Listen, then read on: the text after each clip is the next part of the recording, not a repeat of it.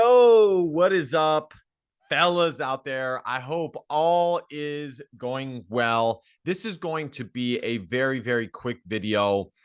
I recently made a fun, really quick video, just watching a clip with popular YouTuber Sneeko, as well as popular YouTuber and I guess streamer Destiny. And in the video, I was basically looking at this 2-3 minute clip at the body language of both guys as one guy is interacting with a few chicks on the Fresh and Fit podcast, which is where this was taking place. And as the other guy basically sat there in kind of a hunched manner. And I made the video and it did well. It's called proof that alphaness or proof that being alpha is real and alpha versus beta is real. And I read some of the comments, and apparently there was a few debates between Destiny and Sneeko, which is true. At the time, I didn't know it was true. So when I read the comments, as I usually do, I saw that. And so I did some digging and I looked and I found the discussions between Sneeko and Destiny, and I watched their interaction. Now, most of the comments regarding the Destiny and Sneeko debate basically stated that due to Destiny whooping Sneeko's ass in the discussion, that Destiny was the alpha in that interaction. And therefore, my assessment of Sneeko being the alpha in the video that I watched was not totally accurate. Okay. So let me assess that. And the main thing that I want to say here is after diving into that, okay, because above all else, I want to live in truth. I want to live in reality. So even if there's something that even I said that perhaps after a little bit of digging, I am able to take a step forward that may not be the exact same as where I was at before, I'm totally fine with that. Because as I said, I want to live in truth. I want to live in reality. And after watching the clip and thinking about it, I had a few thoughts, okay? And the most prominent thought for me was, okay, you need to have a video or make a video stating what being an alpha means to you, or what being a good man means to you.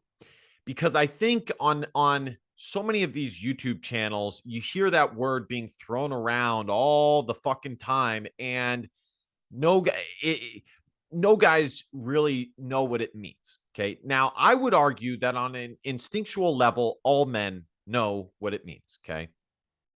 I would say that is the case. All right. Now, the other thing before I delve into the main meat of this video, which is me explaining what a good man or a real man is, / what it means to be alpha. Before I do that, I also want to say that my comment to some of the comments with regards to the YouTube video is that a debate between two people is different than an interaction around women. Meaning, to me, it is much more evident of alpha qualities or of manly qualities to see how a guy acts in intersexual dynamics rather than in a debate. Because in a debate, there's too many tangibles. In a debate, one person can have way more information than the other, but they're a total beta, but they will come off as in a better light than the other person because they simply have more information. But that doesn't necessarily mean that they're an alpha. Okay. So I don't get my judgment of who is this or that does not really come from a debate. The only thing I get from a debate is how did they control their emotions and who won the discussion. I'm not looking at it and going, fucking this guy is a fucking pure alpha. Look at that argument he just made. Alpha G, Sigma G. I'm not doing that, okay? Because again, too many tangibles. And I think it'd be silly to do that because there's many more things that you could measure that are more prominent after watching somebody in a discussion than things like alpha and who's a real man? What does it mean to be a real man in comparison to how do they act around women? How do they act relationally in this and this and this? Now, I will say, and this is going to go into my thing, and I need to just get to it here. In the Sneeko versus Destiny discussion that I had not seen until this morning, I will say that Sneeko, and after watching some of his content, sometimes is a little bit too emotional. Now, I wouldn't say that being emotional as a man always is a beta thing. I think, it's the opposite. It's actually the testosterone, the rage within that comes out in the form of, well, just talking. But sometimes it can delve into the area of, being beta and not being able to control said emotions. Okay. So the crux of this, and hopefully this doesn't come back to bite me in the ass. But I do want to make this in case this gets watched later on, and just so people know where I'm at on the discussion. And there are many different ways that you can go when you're answering this. I think there's a ton of nuance here, but I'm going to answer this very general. Let's start with what it means to be a good man, a strong man. Okay. I was lucky. I have always had male figures in my life to look at and see how they act in their masculine roles. And I think when you ask what it means to be a man, I think even more what you're asking is what it means. What does masculinity mean? What is healthy masculinity? What does that look like? So I've always seen it my entire life. Okay. The male figures in my life have served in the military, have been in law enforcement, good shape. Yeah, I mean, it varies. Okay. But I have had good examples of masculinity. I never suffered with regards to that. And I am so grateful that I did not. I thank God nearly on a daily basis that I had good masculine role models in my life. So, what is healthy masculinity? What does it mean to be a good man? What does that look like? Well, to me, that means being an honest man, meaning that you are willing to stand on your own 2 feet and answer truthfully and honestly when people come to you with questions and ask for information.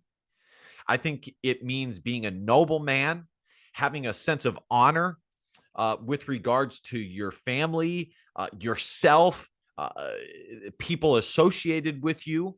Okay.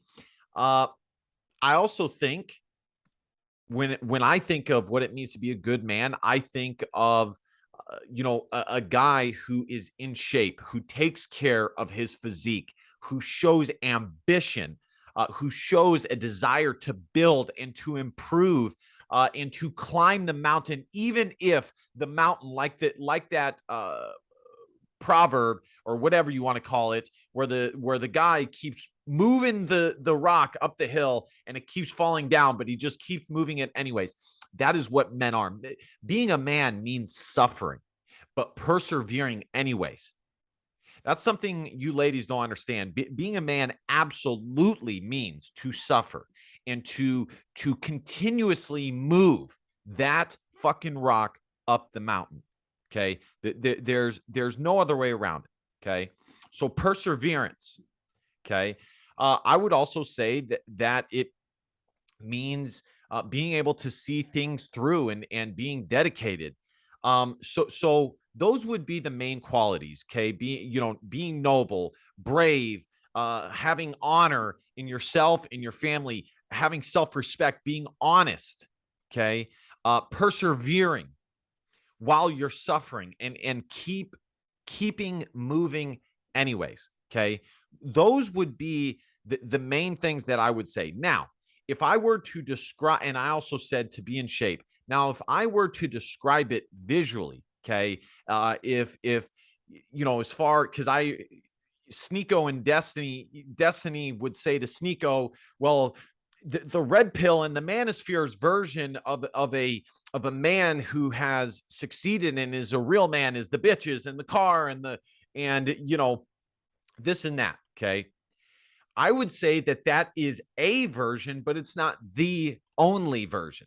Okay, to me, when I visualize a man that is successful, I visualize a man the per I have always been big into working out, so I think that is definitely part of it. Okay, I really don't think you can be a slob and say that you're being a man's man. Okay, but I would say as long as you are doing what you want to do and you are on your purpose, which is what I've said in multiple videos for men, that my biggest advice for you is to find your purpose. And if you haven't found it yet, to keep working your ass off until you find it. Okay. When I visualize it, it's not even necessarily the big ass house and the cars, because all of that is materialistic. Okay. I visualize a guy who is in shape, who is comfortable with who he is as a man, is comfortable not only with who he is as a man, but in his masculine state. Okay. Who does not shy away from his masculinity, the strength of his masculinity, who is content in that. To a certain extent, stoicism. Okay, I would also attach, a guy who is calm under pressure to that as well. But the main thing is a man who is on his purpose and is unwavering about it, who is so determined, who is so focused on what he wants to accomplish, has goals. Not only does he have goals, but he has ways that he is going to achieve it. That when you talk to him, you can't help but get fucking excited because you can feel the energy coming off of him for the pursuit that he is on. Okay. The car and the house and all of that stuff are just byproducts of it that I guess you can look at and measure it by. But in my opinion, if you're on that, if you're doing the things that I just said, those things will come in varying degrees. In varying degrees. Okay. I would say that as far as the chicken or the egg, that comes before the house and the cars and the bitches and things like that. Okay. The last thing I would say is a good man, a real man is disciplined. You have to be disciplined. And I wish that I knew this even more than how much I realize it now. But had I known it when I was younger, I think I could have become an Olympic athlete. Okay, I was disciplined enough and athletic enough to become a Division I athlete, but I think I could have went even further. Being disciplined is vital. It's vital because you have to have an ability to know your purpose, to have the confidence to be comfortable in your purpose, to have the vision and the determination and ambition to see it through, as well as the dedication. Okay. All right. Now, The final thing here, I think that all of those things are pretty solid. Okay. I could get into, well, does a real man need to have multiple bitches at once? Does he need to be running a harem, or does he need to find one woman and be a husband? And it gets more complicated after that. It really does, because on one hand, I believe that marriage is how God made us to be. Okay. That is in our DNA as men, to be the leader of the home. Okay. But on the flip side, the Western world has gone so overwhelmingly against men that, and I've even seen it on a super personal level, not because it happened to me specifically, but that it happened around me. I have seen the effects of just how against men the Western society is. Okay. I would say that it depends. And I would say that if you're a guy who believes that you should get married, then what it means to be a real man is to do your homework, do your research, and to know what type of woman you're looking for, to find a quality, high value woman. Okay. And yes, that is a skill. That is absolutely a skill. I've known many high value men who have no fucking clue how to spot a low quality woman versus a high quality woman. And hell, I would say up until the last 3 years, I couldn't even barely see it myself. Not for the same reasons as those guys, but anyways. Now, on the flip side, if that's not what you think, okay, if you are going to do that, you have to do your research and you have to look into it. You just have to. And you have to be damn sure that you know how to spot red flags and to see a high quality woman, and that you are comfortable enough in your skin as a man to not get pushed around by whatever woman you choose. Okay, because too many of these guys out here who believe that marriage is the option also get pushed around and become basically the woman in the relationship. So you got to make sure that's not you. Okay. Now, if you're a guy who that's not an option, and you think that a harem is the right thing for you, well, then just so be it. I don't even necessarily have a problem with that. Just make sure that you're not getting off of your purpose, you're staying focused, and you're not choosing some crazy broad that's going to trap you, and just be sure that you're staying safe and being careful. At the end of the day, fellas, I could chalk up how to be a average to good quality man like this. And it's very simple. The book's already been written for you guys. All you got to do is be hardworking, stay in shape, have vision, be on your purpose, and you're fine. You'll be just fine. You will become an average to above average man if you do all those things. Now, it's easier said than done, and there's different activities that you can do to improve those qualities. I'm a big advocate in going to the gym. I know, people in the Nick Fuentes field. I'm not throwing any shade over there. Let's go. Uh, you know, uh, let's fucking go.